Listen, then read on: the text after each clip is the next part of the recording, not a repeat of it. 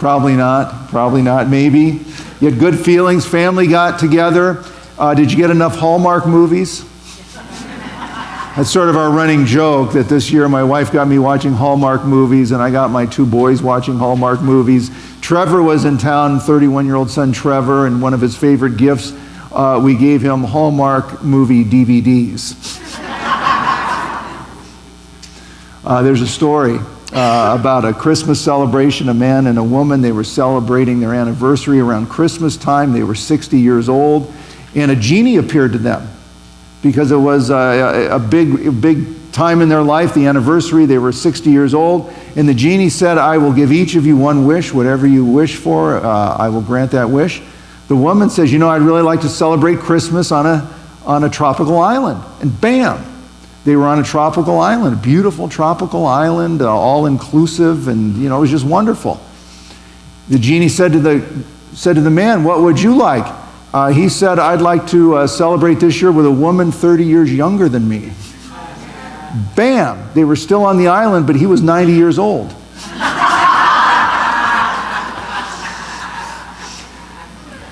So I hope everyone had a great Christmas. You got what you wanted, if it was appropriate, and you had a good time with your family.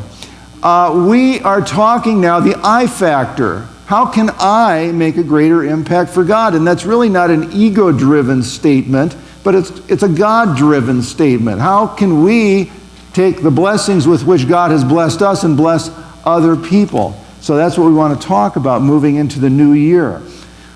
The big question, the overarching question I want to share with you today is, what on earth am I here for?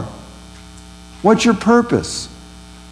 What does God want in your life? What on earth am I here for? Ask yourself that question in this series. Reading here a paragraph from the book, The Purpose-Driven Life by Rick Warren. I like the way he kind of condenses some important things into brief sentences and paragraphs. He writes, this life is not all there is. Life on earth is just the dress rehearsal before the real production. You will spend far more time on the other side of death in eternity than you will here. Earth is the staging area, the preschool, if you will, the tryout for your life in eternity. It is the practice workout before the actual game, the warm-up lap before the race begins. This life is preparation for the next.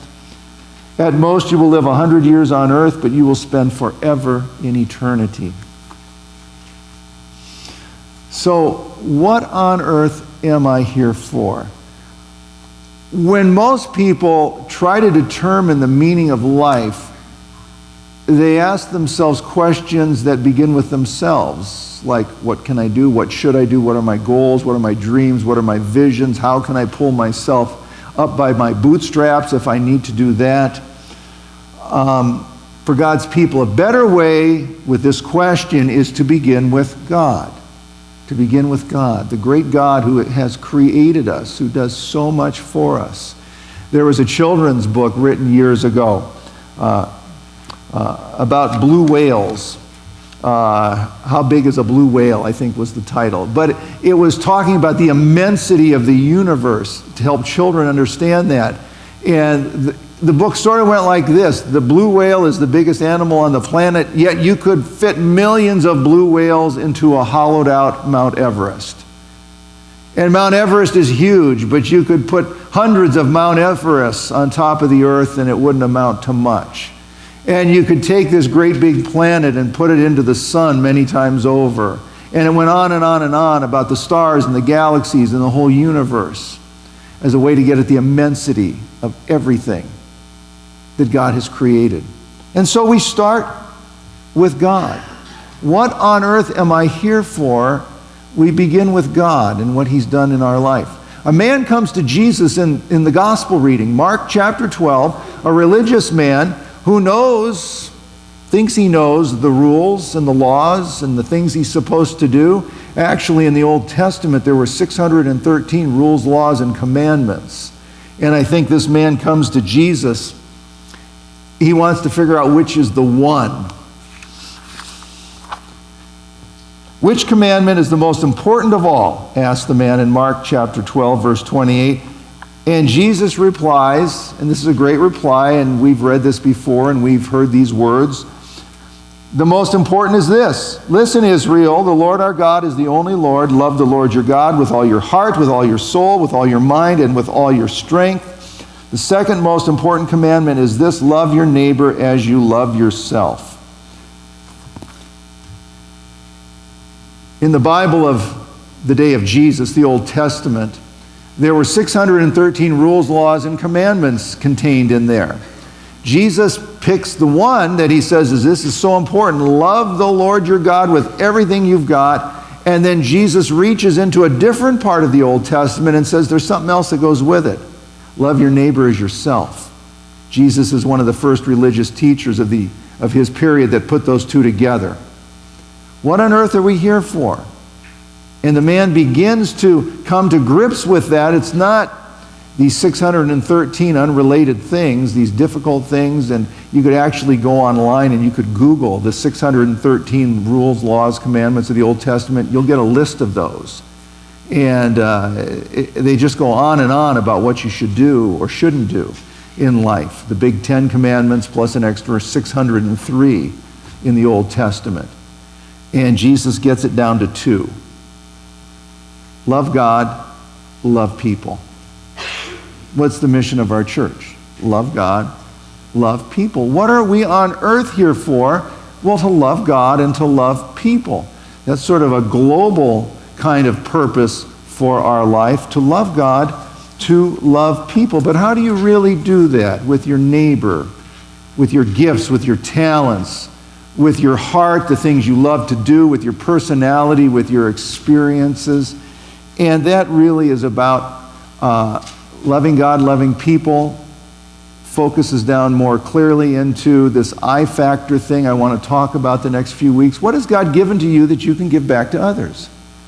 What do you have special, particular, that only you have that you can share? And it's not an ego-driven thing to say the I factor, but it's a God-driven thing. And we start with God. We always want to start with God. If you would take out your bulletin this morning, I want us to read together Psalm 139, the first reading. This is a beautiful psalm. There's 150 psalms in the Old Testament. It's hard to sometimes focus on what are some of the more important psalms, but this psalm really nails it, where it says that God is searching his gaze everywhere. He's got his eyes on us. He's watching over us, even when we were knit together in our mother's womb. And he knows what purpose we've been created for. So let's read together. Lord, you have examined me, and you know me. You know everything I do. From far away, you understand all my thoughts. You created every part of me. You put me together in my mother's womb. I praise you because you are to be feared. All you do is strange and wonderful. I know it with all my heart. When my bones were being formed, carefully put together in my mother's womb, when I was growing there in secret, you knew that I was there. You saw me before I was born. The days allotted to me had all been recorded in your book before any of them ever began. Oh God, how difficult I find your thoughts, how many of them there are. If I counted them, they would be more than the grains of sand. What a beautiful psalm. Even before the time of ultrasounds, the psalmist knows that God has put little babies together in the womb. I remember when our kids were born, the first ultrasound, that was way back when they were fairly primitive. They took a picture of it and said, here, isn't this gorgeous? It's your son. I said, I don't know what I'm looking at. And now you have videos and the clarity is unbelievable. But King David in Psalm 139 really nails it, doesn't he? With this psalm saying, and God saw what was going on there in the womb, and God had something planned from the very beginning for us. God was watching over all of it. There's a story about a church that had a potluck. Churches all have potlucks, and again, things go better with potlucks, like our annual meeting at the end of January. At the beginning of the line, a woman had put a sign there, and she was standing by her sign. There were some apples God is watching, take only one. Every church I've ever been at, I don't know if it's so much at this church. I won't say this church. Every other church I've served, we've had potluck Gestapos who are trying to stop the kids from taking more than they should take. Take only one apple. At the end of the line, there were the cookies. A little boy was there. He put a sign up too. He said, take all you want of the cookies. God is watching the apples. So God watches over us. God sees everything. That's Psalm 139. And so as God's people, when we want to know what on earth am I here for, we start with God. Because let's be honest, you didn't create yourself, so how can you tell yourself what you've been created for? I'll read that again, that slide before you again on the screen. You didn't create yourself, so how can you tell yourself what you've been created for? If you start with yourself, it's a dead end, because you don't know why you were created. You start with God, and you begin to discern your purposes in life, what on earth you're here for. And you look at your gifts and your talents and what you love to do and your experiences in life. And it begins to come together for you. 2 Corinthians chapter 1 is our second lesson today. I think it goes a little further than Psalm 139 in saying that God is watching over us and helping us move into areas that we can help other people in. Verse 4, look at verse 4, 2 Corinthians 1, verse 4. God helps us in all our troubles. Well, that's wonderful, and we know God does that. But here's the tail end of that. God helps us in all our troubles so that we are able to help others who have all kinds of troubles, using the same help that we ourselves have received from God. What on earth are we here for? Well, not only has God knit us together in the womb from the very beginning and given us all sorts of gifts and talents, but we have experiences in life. A lot of experiences are not so good. And God doesn't waste an experience. And those experiences we have allow us to help others going through the same thing.